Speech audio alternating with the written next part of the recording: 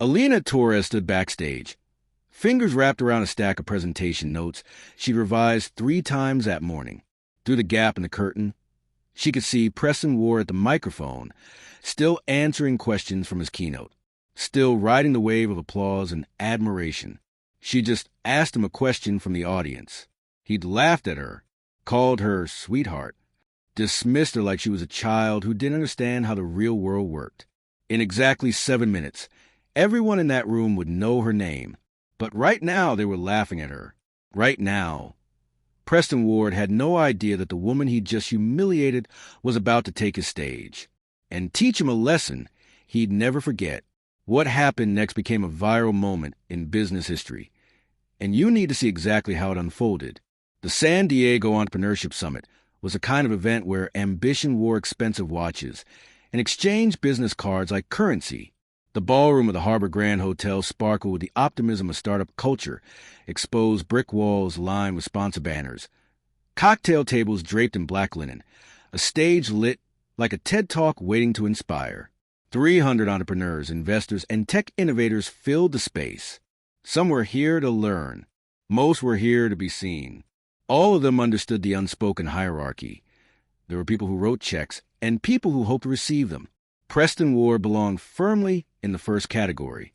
At 56, Preston had built his reputation as a kingmaker in Silicon Valley. His venture capital firm, Ward Innovations, had backed 12 companies that eventually went public. His net worth floated somewhere north of $300 million, depending on which business magazine you believed. But more than his money, Preston had something more valuable in startup circles: credibility. When he invested, others followed. When he spoke, people listened. And when he took the stage that afternoon, the room leaned forward. Preston was good at this: the keynote speech, the inspirational storytelling, the carefully crafted humility of the self-made man. He wore a navy blazer over a white t-shirt, the uniform of someone too successful to care about traditional business attire. His gray hair was perfectly styled in that casual way that required a very expensive stylist. His smile came easy and often. Success, he told the crowd, isn't about having the best idea. It's about having the resilience to execute when everyone tells you it's impossible. The audience nodded. Phones captured quotes for Instagram. A few people took notes. But beneath the inspiration was something else. A subtle condescension that surfaced in small moments. The way Preston talked about dreamers without resources, as if poverty was a character flaw instead of a circumstance. The way he emphasized smart money and strategic investors, as if some people were simply born knowing how to navigate capital. Halfway through the crowd sat Alina Torres, 29 years old, wearing a simple navy dress she'd bought from a department store clearance rack 2 years ago. Her dark hair pulled back in a practical ponytail. No designer accessories. No luxury watch. Just a woman with a notebook full of handwritten notes and questions she prepared the night before. To anyone scanning the room, she looked like exactly what Preston assumed she was. An outsider hoping to learn the secrets of people who'd already made it. She checked her watch, adjusted the papers in her lap, and waited. If you've ever sat in a room where you felt like you didn't belong, you know exactly what Alina was feeling. Drop a like if you've been there, because what she does next is for everyone who's ever been underestimated. Preston opened the floor for questions, and hands shot up across the room, like students eager to impress a professor. He pointed to a man in the front row, then a woman near the sponsor table. Each question was softballed, designed to let Preston elaborate on his wisdom. Then Alina stood. She walked to the microphone set up in the center aisle, carrying her notes. Her hands trembled slightly, not from fear, but from the specific nervousness that comes from asking something that matters. The kind of question that reveals you've been thinking deeply about problems other people treat as theoretical. Preston nodded at her with that practice warm speakers use when acknowledging audience members. Yes, go ahead. Alina cleared her throat. When she spoke, her voice was steady despite the adrenaline. Mr. Ward, you mentioned the importance of equity structures for founders. But for entrepreneurs from low-income backgrounds who don't have family wealth or personal networks, how do you recommend they negotiate fair equity when investors hold all the leverage? Specifically, How do we prevent dilution from becoming exploitation when desperation forces founders to accept unfavorable terms? It was a smart question, a nuanced question, the kind of question that revealed she understood cap tables, valuation rounds, and the power dynamics that could destroy a founder's stake in their own company. Preston chuckled. Not the kind of warm laugh that invites collaboration, the kind that creates distance. Equity. He tilted his head, smile widening. Sweetheart, you need money before you can even think about equity. A ripple of laughter spread through parts of the crowd. Not everyone laughed. Some shifted uncomfortably, but enough people did to make it sting. A man in the front row grinned and nodded. A woman near the bar covered her mouth. Preston continued, leaning into the microphone. Look, I appreciate the question, but here's the reality. If you're worried about equity dilution, you're putting the cart before the horse. Focus on building something valuable first. The equity conversation happens when you've proven your worth investing in. He said it like he was doing her a favor, like he was sharing hard truth instead of revealing his assumptions. Alina stood at the microphone, absorbing the dismissal. Around her, she could feel the judgment crystallizing, people glancing at her dress, her notes, her lack of polish, categorizing her, deciding she'd asked a question above her pay grade. She'd felt this before. In classrooms where professors assumed she was lost. In networking events where people asked if she was someone's assistant. In pitch meetings where investors spent more time questioning her credentials than evaluating her technology. But she'd learned something crucial over the years. Your dignity isn't determined by how others treat you. It's determined by how you respond. Thank you, she said simply, her voice calm and clear. She walked back to her seat, head high, face neutral. No argument. No defense. Just quiet composure that most people in the room mistook for defeat. Preston had already moved on, pointing to another raised hand. Yes, you in the blue shirt. The moment passed. Preston fielded 3 more questions, each one easier than Alina's. He wrapped up with another inspirational quote about believing in yourself. The audience applauded. He thanked them with a modest bow and exited stage left. Alina sat in her seat, hands folded over her notes, waiting. Comment below if you've ever had your intelligence questioned because of how you looked or where you came from. Because Alina is about to teach us all a masterclass in letting your work speak louder than anyone's doubts. What Preston didn't know, what nobody in that room except the event organizers knew, was who Alina Torres actually was. She wasn't just an attendee. She wasn't a hopeful entrepreneur seeking advice. She was the keynote speaker scheduled for the next segment. Alina had grown up in National City, a working-class neighborhood south of San Diego, where the American dream felt more like a taunt than a promise. Her parents had immigrated from Mexico in the 90s, found work in manufacturing, built a modest life. Then came 2008. The recession hit their community like a hurricane. Her father lost his job at the auto parts factory. Her mother's hours at the food processing plant got cut to nothing. Alina was 15, watching her parents' faces age overnight with worry. That's when she discovered the public library. Not for books, though she read plenty, but for the computers.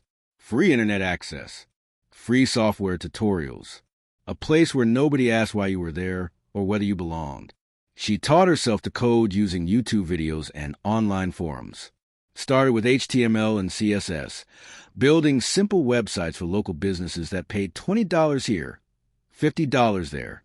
Moved into JavaScript, then Python, then the deeper languages that powered real systems. She attended community college while working night shifts at a call center, answering tech support questions for a cable company. Slept 4 hours a night. Drank gas station coffee by the gallon. Applied for scholarships written for students who had nothing to lose and everything to prove. By 22, she had a degree in computer engineering and $60,000 in student debt. By 24, she had an idea. Growing up in National City, she'd watched her neighborhood suffocate under industrial pollution. Factories that leaked chemicals. Warehouses that dumped waste. Air quality so bad that kids developed asthma at twice the state average. What if automation technology, the same tech that had eliminated her father's job, could be repurposed for environmental cleanup. What if robots could do the dangerous work of removing contaminated soil, filtering polluted water, dismantling hazardous infrastructure? She started Aurora Robotics in a shared garage space in Chula Vista, built her first prototype using salvage parts and a grant from an environmental nonprofit, refined the design through 16 iterations, tested it at a brownfield site where a closed factory had left toxic residue. It worked. Not perfectly. Not yet. But well enough to prove the concept. Well enough to attract attention from environmental groups. Well enough to eventually reach the desk of a program manager at the Environmental Protection Agency. 3 months ago, Aurora Robotics had won an $8.7 million government contract to deploy sustainable automation systems for environmental cleanup projects across 3 states. But Alina didn't announce it on social media, didn't issue press releases. She was too busy building the systems that would fulfill the contract, too focused on hiring engineers and securing manufacturing partnerships.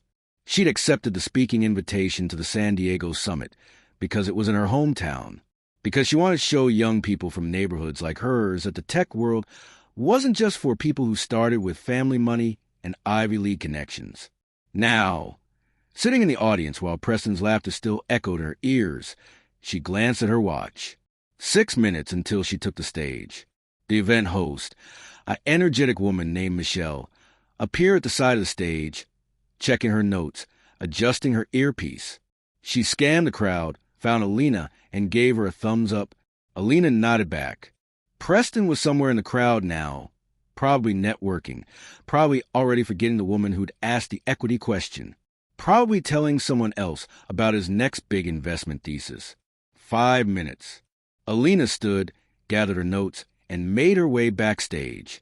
Michelle took the stage with the kind of practiced energy that comes from hosting dozens of events. The crowd settled, conversations fading into anticipatory silence. "That was an incredible session with Preston Ward," Michelle began, and the audience applauded dutifully. "Now, we're honored to introduce our keynote speaker, someone whose work represents the future of sustainable technology and environmental innovation." In the crowd, Preston had found a spot near the bar, talking to 2 investors about a fintech opportunity in Austin.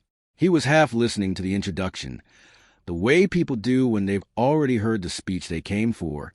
Her company, Aurora Robotics, recently secured an $8.7 million government contract to develop sustainable automation systems for environmental cleanup projects. Preston's conversation paused. $8.7 million. Government contract. That was real money. Serious validation. She's a graduate of San Diego Community College who taught herself programming and built her first prototype in a garage. She represents exactly the kind of bootstrap entrepreneurship we celebrate at the summit. Michelle's voice swelled with genuine admiration. Please welcome the founder and CEO of Aurora Robotics, Alina Torres. The name hit Preston like a slap. His head snapped toward the stage. His smile froze halfway to confusion. His brain raced backward through the last 20 minutes, landing on a microphone, the question about equity, the woman in the modest dress. No, Alina walked onto the stage. Same woman, same navy dress, same ponytail, but transformed entirely by context. The stage lights found her differently now. The audience saw her differently now. She was no longer the outsider asking naive questions. She was the person they'd come to hear. The applause started uncertain. Scattered claps from people who recognized a name from tech news. Then it built as the connection clicked. The woman from the Q&A. The one Preston had dismissed. She was a keynote speaker? Preston's face went through 5 emotions in 3 seconds. Confusion, recognition, embarrassment, disbelief, and something close to dread. Around him, people whispered, pointed.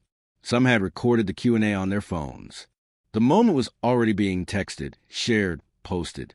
Alina took her position at center stage, a small remote in her hand to advance slides. She smiled, not triumphant, not vindictive, just calm, and let the room settle. Thank you, Michelle. And thank you all for being here. Her voice was steady, clear, amplified by confidence earned through years of having to prove herself. I want to start by acknowledging something. About 15 minutes ago, I asked a question from the audience about equity structures for founders from low-income backgrounds.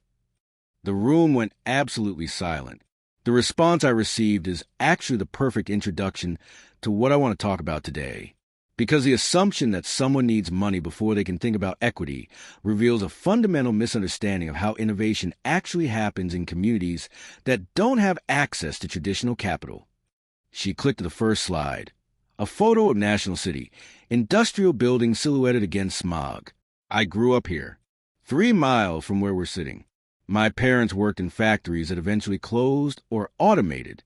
We lived in a neighborhood where the air quality made children sick, where opportunity felt like something that happened to other people in other zip codes. Preston stood frozen near the bar. He couldn't leave, too obvious. Couldn't stay without everyone watching his reaction.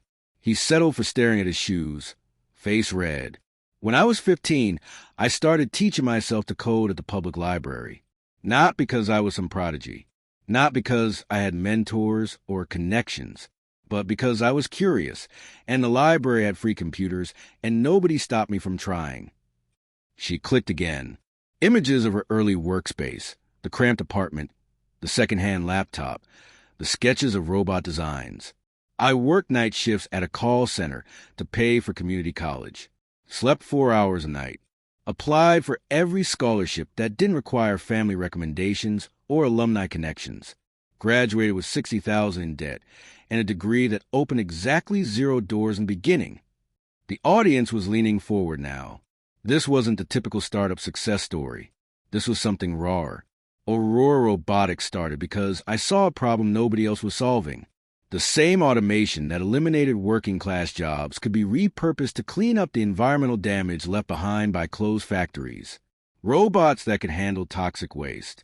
Systems that could restore contaminated land. Technology that could make the neighborhoods I grew up in breathable again. She clicked through slides showing the technology, sleek robotic systems, environmental data dashboards, before and after images of cleanup sites.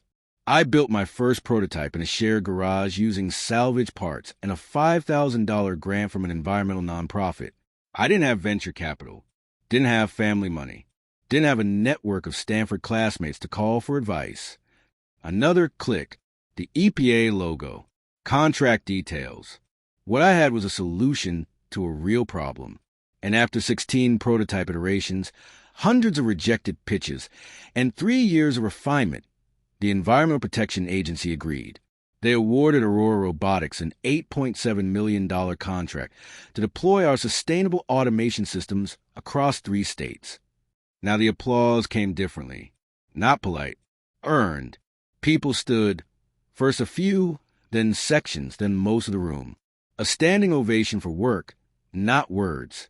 Alina waited for the noise to settle, and when she spoke again, her voice carried something that felt like grace. So when someone asks about equity structures for founders from low-income backgrounds, they're not asking a theoretical question. They're asking about survival, about whether the system is designed to help them build, or just designed to extract value from the rare few who manage to build despite everything stacked against them. She paused, letting that land. I don't tell you this story to complain.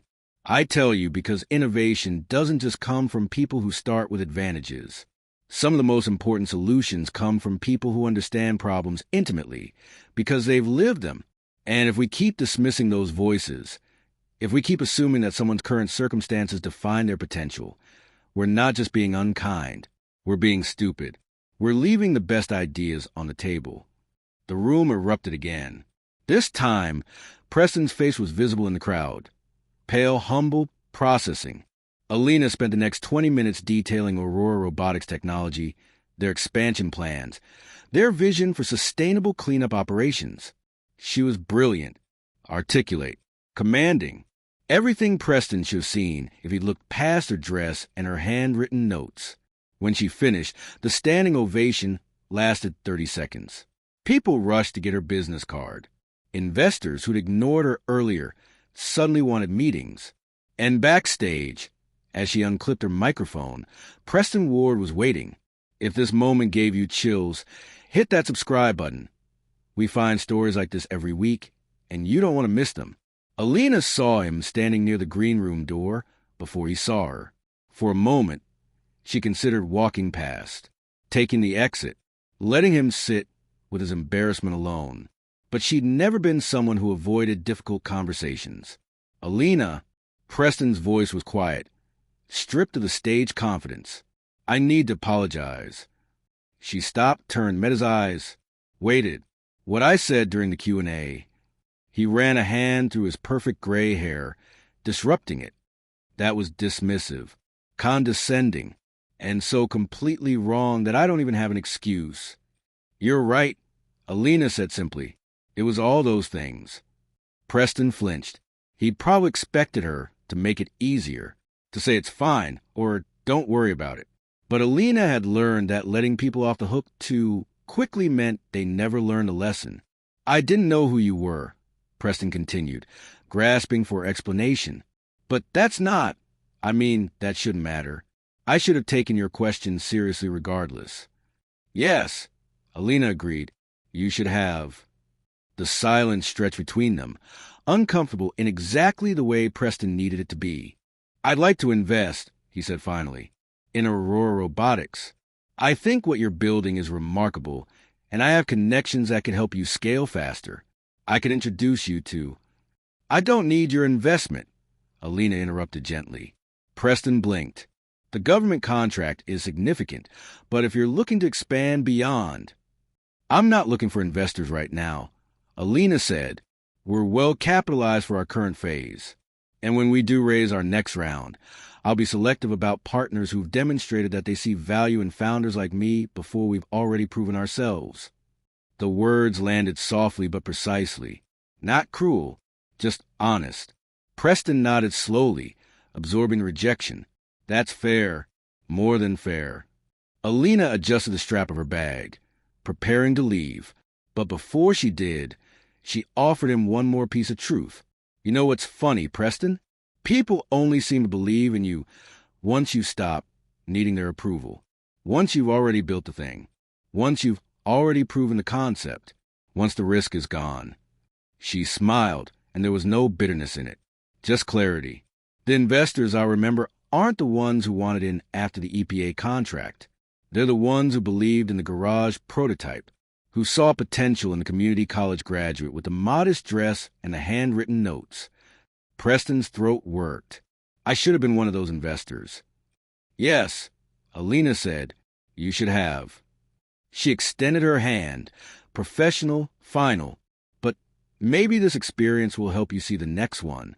The next person who walks up to a microphone with a question you think is above their understanding. Maybe you'll listen differently. Preston took her hand, shook it with something that felt like genuine remorse. I will, he said. I promise you I will. Alina nodded, released his hand, and walked toward the exit. Not in anger, not in triumph, just in purpose, toward the next meeting, the next milestone, the next problem that needed solving. Behind her, Preston Ward stood alone, holding the weight of a lesson he'd never forget. By that evening, the story was everywhere. Tech blogs picked it up first. VC dismisses founder in Q&A, doesn't realize she's a keynote speaker. Business Insider ran it. TechCrunch featured it. Someone had recorded the Q&A exchange on their phone, and the video spread across LinkedIn, Twitter, Instagram. But it wasn't just a reversal that made it viral. It was what the moment represented. How many brilliant people get dismissed every day because they don't look the part? How many solutions never get built because the person with the idea couldn't get past the gatekeepers who judged their zip code before evaluating their vision? Preston Ward became a cautionary tale, not because he was uniquely terrible, but because he was universally recognizable. Everyone knew a Preston. Everyone had been dismissed by someone who made assumptions based on appearance, accent, or background. And Alina Torres became something more than a successful founder. She became proof that dignity matters more than approval, that your worth isn't determined by who believes in you. It's determined by what you build despite who doesn't. The lesson landed hard because it was visceral, because we'd all been there, in rooms where we felt invisible, asking questions that revealed our inexperience, carrying handwritten notes while others carried leather portfolios. What Alina showed us was this: your current circumstances are not your ceiling. The person who dismisses you today might need you tomorrow. And when that moment comes, you get to decide whether their validation still matters. Success doesn't require anyone's permission. It just requires your persistence. The world is full of Preston Wards, people with resources and influence who genuinely don't see their own blind spots. But it's also full of Alina Torreses, people building solutions in garages, teaching themselves skills at libraries, working night shifts to fund dreams that don't yet have venture backing. The question isn't whether you'll face dismissal. You will. The question is what you do with it. Do you internalize it? Let it define you? Believe the person who says you're not ready, not credible, not worth the investment? Or do you let it fuel you? Use as evidence that the system needs disruption? Build something so undeniable that even the people who doubted you have to recognize what you created? Alina chose the second path. And 7 minutes after being called sweetheart and told to worry about money before equity, she stood on a stage and reminded an entire room that brilliance doesn't require their recognition to exist. It just requires your refusal to quit. What would you have said to Preston in that backstage moment? Would you have taken his investment offer? Would you have walked away without the conversation? Tell us in the comments. I want to hear how you would have handled it. If you know someone grinding in the shadows right now, someone building something that doesn't have validation yet, someone who's been dismissed by people who should have known better, tag them. Share this video. Let them know their work matters, even when it feels invisible. And if you want more stories like this, stories about people who proved everyone wrong, who built empires from nothing, who turned dismissal into fuel, hit that subscribe button. We're finding these stories every week.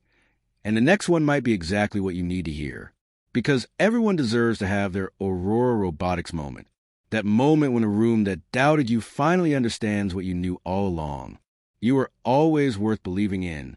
See you in the next one.